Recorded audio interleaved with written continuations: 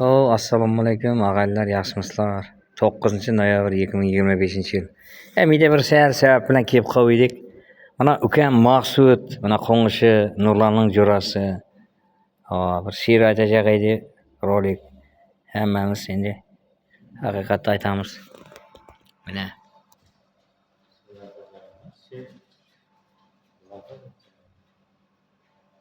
she'r zakaz etdik hozir. Maqsud ukama she'r zakaz etdik. Mana söyleyversin. Pregush ketdi. Pasha, qani mikrofon. Men bir söyleyvereyim mi sen? Alo, assalomu alaykum. Yaxshimisiz? 9 noyabrdan. Alo. Bo'pti, uni hammagamizdan she'r aytmoqchiman. Hammaga. Endi eshitganlarning barchasini she'rimiz zakaz bizning yozganimiz. Holat degan holat deb nomlanadi. Holat. Bo'pti, unda boshlayman. Başlıyor. Shamol turgan, quyoshlar uxlatgan.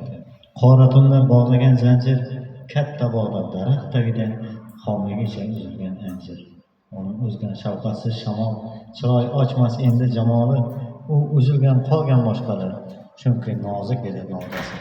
Esib turgan shamol qushlanib, urilgan xom anjir silkitib, anjir esa teskari qarab turgan majbur gavdasini har gavdasim bo'lib turganda, chunki shamol majbur qilganda, har gavdasim bo'lib turganda, nodon nozik kuchi yetmasdi.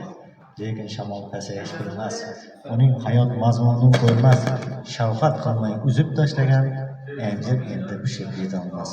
Shamol turgan, quyoshlar botgan, qora tunlar bog'lagan zanjir, katta bog'da daraxt tagida xomligicha uzilgan anjir. Ana rahmat. Ana rahmat. Sog'lik salomat. 9 noyabr. Azamat ketib qoldim uka. Hozir yiberaman sana.